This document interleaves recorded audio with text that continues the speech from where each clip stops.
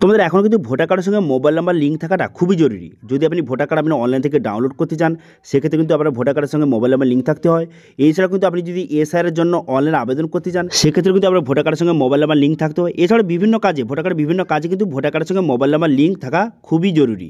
তো সেই জন্য আজকে ভিডিওতে আপনাদের দেখাবো যে আপনি অনলাইনে বাড়িতে বসেই কীভাবে মাত্র 5 মিনিটের মধ্যে আপনার মোবাইল থেকে কীভাবে আপনি ভোটার কার্ডের সঙ্গে মোবাইল নাম্বার লিঙ্ক করবেন, তার স্টেপ বাই স্টেপ প্রসেস কিন্তু দেখিয়ে দেবো। ঠিক আছে, নতুন পোর্টাল থেকে নতুন নিয়মে এবং নতুন পদ্ধতির মাধ্যমে আপনি কীভাবে ভোটার কার্ডের সঙ্গে মোবাইল নাম্বার লিঙ্ক করবেন তার স্টেপ বাই স্টেপ প্রসেস দেখিয়ে দেবো। এবং অনেকের কী সমস্যা হয় যে ভোটার কার্ডের সঙ্গে মোবাইল নাম্বার লিঙ্ক করার সময় আধার ই সাইন পেজে কিন্তু নিয়ে যায় না। ঠিক আছে, তো সেটা কীভাবে সলভ করবেন এবং বর্তমানে কোন নতুন নিয়মের মাধ্যমে ভোটার কার্ডের সঙ্গে মোবাইল নাম্বার লিঙ্ক করলে আপনার খুব তাড়াতাড়ি কিন্তু লিঙ্ক হয়ে যাবে, সেটা কিন্তু এই ভিডিওতে আপনাদের স্টেপ বাই স্টেপ প্রসেস কিন্তু দেখিয়ে দেবো। ঠিক আছে, তো সেই জন্য ভিডিওটা প্রথম থেকে শেষ পর্যন্ত অবশ্যই দেখবেন মনোযোগ সহকারে। এবং আমাদের চ্যানেলে প্রথমবার ভিজিট করে থাকলে আমাদের চ্যানেলটিকে সাবস্ক্রাইব করে রাখুন এবং পাশে থেকে বেল আইকনটিকে অবশ্যই প্রেস করে রাখুন।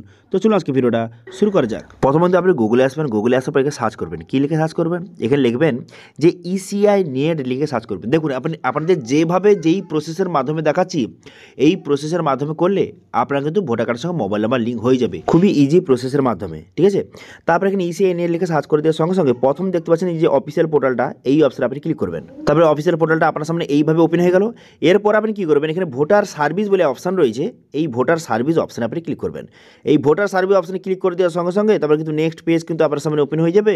নেক্সট পেজ ওপেন হয়ে যাওয়ার পর তারপর আপনি কী করবেন, তারপরে এখানে বিভিন্ন রকমের অপশান কিন্তু দেওয়া রয়েছে।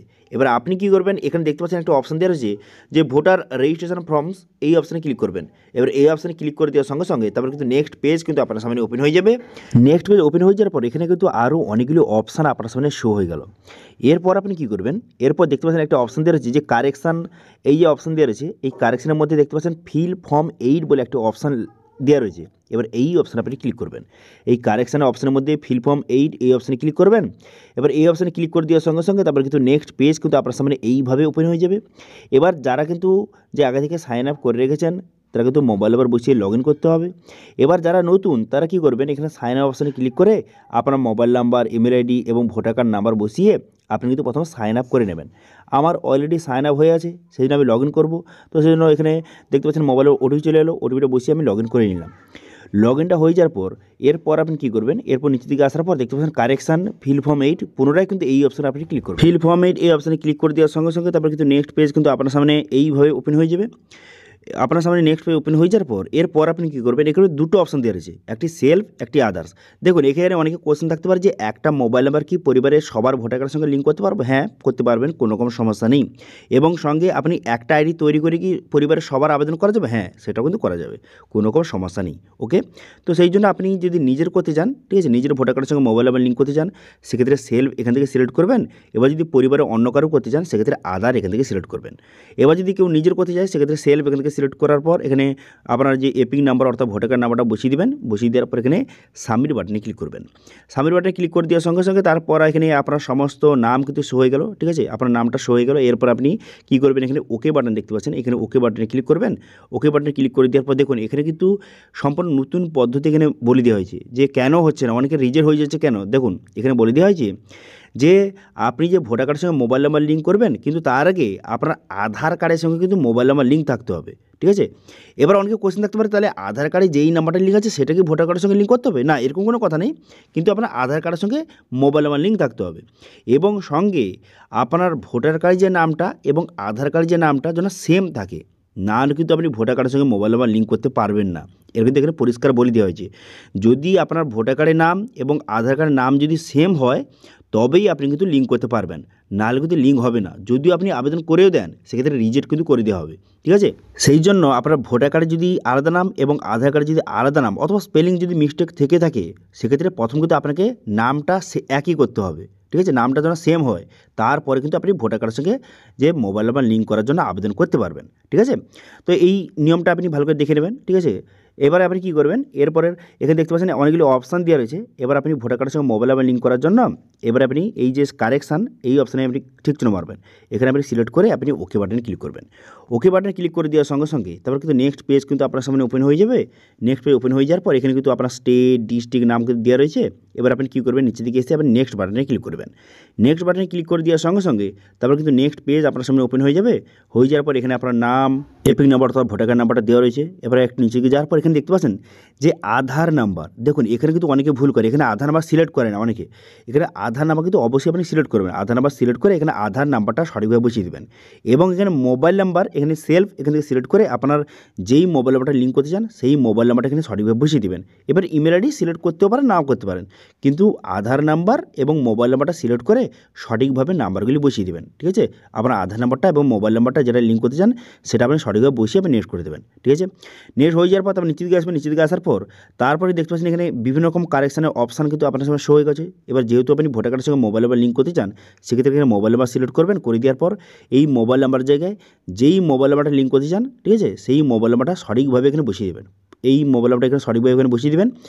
মোবাইল নাম্বারটা সঠিকভাবে বসিয়ে দেওয়ার পর তারপর আপনি কী করবেন, এখানে নেক্সট বাটনে ক্লিক করবেন। ঠিক আছে, নেক্সট বাটনে ক্লিক করে দেওয়ার সঙ্গে সঙ্গে তারপর নেক্সট অপশান কিন্তু আপনার সামনে খুলে যাবে। ঠিক আছে, তারপর ডিক্লারেশন পেজ কিন্তু ওপেন হয়ে যাবে। এরপর আপনি কী করবেন, এরপর এখানে ডেটটা দেওয়া রয়েছে। এবার প্লেস, এখানে প্লেসটা বসিয়ে দেবেন। দেখুন এখানে প্লেসের জায়গায় আপনি কী বসাতে পারেন, এখানে কিন্তু আপনার যে পোস্ট অফিসের নাম আপনি বসিয়ে দেবেন। পোস্ট অফিসের নামটা বসিয়ে দেওয়ার পর তারপর নেক্সট করে দেবেন। নেক্সট করে দেওয়ার পর তারপরে সাবমিশন এখানে দেখতে পাচ্ছেন, এখানে ক্যাপচার বসাবেন। ক্যাপচার বসিয়ে এখানে সেন্ড ওটিপি বাটনে ক্লিক করবেন। আপনার ভোটার কার্ডের সঙ্গে যেই মোবাইল নাম্বার লিঙ্ক করতে চান সেই মোবাইল নাম্বারে কিন্তু একটা ওটিপি পাঠানো হবে। ঠিক আছে, সেন্ড ওটিপি বাটনে ক্লিক করে দেওয়ার সঙ্গে সঙ্গে সেই মোবাইল নাম্বারে ওটিপি যাবে। সেই ওটিপিটা এখানে বসিয়ে প্রিভিউ অ্যান্ড সাবমিট বাটনে ক্লিক করবেন। প্রিভিউ অ্যান্ড সাবমিট বাটনে ক্লিক করে দেওয়ার সঙ্গে সঙ্গে পুরো প্রিভিউটা কিন্তু আপনার সামনে শো হয়ে যাবে। দেখুন এখানে কিন্তু খুবই গুরুত্বপূর্ণ, পুরো প্রিভিউটা শো হয়ে গেল। এরপর আপনি কী করবেন, ই সাইন অ্যান্ড সাবমিট এই অপশানে ক্লিক করবেন। এই অপশানে ক্লিক করে দেওয়ার পর তারপরে আপনি কী করবেন, এখানে ইয়েস বাটনে ক্লিক করবেন। ঠিক আছে, ইয়েস বাটনে ক্লিক করে দেবেন। এবার অনেক ক্ষেত্রে কী হয়, এইভাবে লোডিং হয়ে যায়। লোডিং হয়ে যাওয়ার পর কিন্তু ই সাইন পেজে আপনাকে নিয়ে যায় না, আধার ই সাইন পেজে কিন্তু নিয়ে যায় না। সেক্ষেত্রে আপনি কী করবেন, সেক্ষেত্রে কিন্তু পুনরায় আপনি ড্যাশবোর্ডে চলে আসবেন। কেটে আপনি পুরো ড্যাশবোর্ডে চলে আসার পর পুনরায় কিন্তু এখানে ফিল ফর্ম 8 এই অপশানে ক্লিক করবেন। তারপরে আপনি কী করবেন, এখানে সেলফ অপশানে সিলেক্ট করে আপনি কিন্তু আপনার এপিক নাম্বার বসিয়ে আপনি নেক্সট করবেন। তারপর আপনার নাম শো হয়ে যাবে। এরপর ওকে করবেন। ওকে করে দেওয়ার পর কারেকশান, এই কারেকশান অপশানে পুনরায় কিন্তু ক্লিক করবেন। এই অপশানে সিলেক্ট করে দেওয়ার পর তারপরে আপনি ওকে বাটনে ক্লিক করবেন।